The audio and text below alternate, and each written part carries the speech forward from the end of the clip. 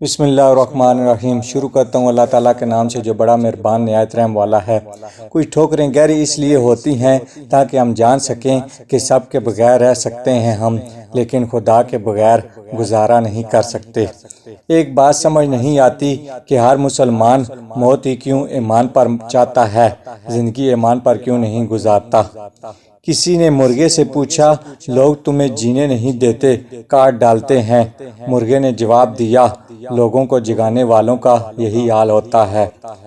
زندگی کا تجربہ تو نہیں، پر اتنا معلوم ہے، چھوٹا آدمی بڑے موقع پر کام آ جاتا ہے اور بڑا آدمی چھوٹی سی بات پر اوقات دکھا دیتا ہے۔ جب کوئی گلہ یا شکایت کرنا چھوڑ دے تو سمجھ لیں وہ آپ سے بہت دور ہو چکا ہے۔ کسی کا دل نہ دکھاؤ، ہو سکتا ہے وہ تم سے زیادہ خدا کو عزیز ہو۔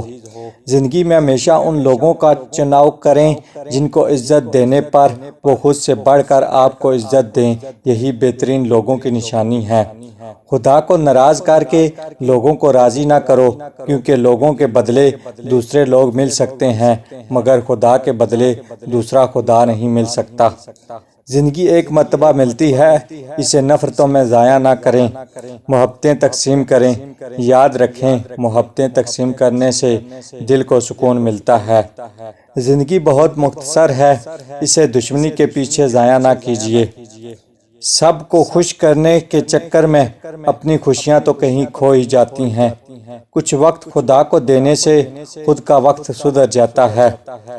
درد روح میں ہو تو دوا کام نہیں آتی، کچھ تکلیفوں کا علاج صرف سجدہ ہے۔ شکر ادا کرتے رہا کرو اس رب کا جو برداشت سے زیادہ دکھ نہیں دیتا، مگر اوقات سے زیادہ سکھ ضرور دیتا ہے۔ جن کے دل میں مکافات عمل کا خوف ہو، وہ لوگ برا کرنے سے پہلے کہیں بار سوچتے ہیں۔ مخلص وہ ہے جو اپنی نیکیوں کو بھی ایسے ہی چھپائے جیسے اپنی برائیوں کو چھپاتا ہے۔ اپنے اپنے ظرف کی بات ہے، کچھ لوگ عزت ملنے پر مزید جھک جاتے ہیں اور کچھ دوسروں کو جھکانے میں لگ جاتے ہیں۔ اپنا حصہ مانگ کر دیکھو، سارے رشتے بے نقاب ہو جائیں گے، اور اپنا حصہ چھوڑ کر دیکھو، کانٹے بھی گلاب ہو جائیں گے۔ اپنی خواہشوں کو بے لگام مت چھوڑو، یہ باغی ہو جائیں تو آرام، حلال، جائز اور ناجائز کچھ نہیں دیکھتی۔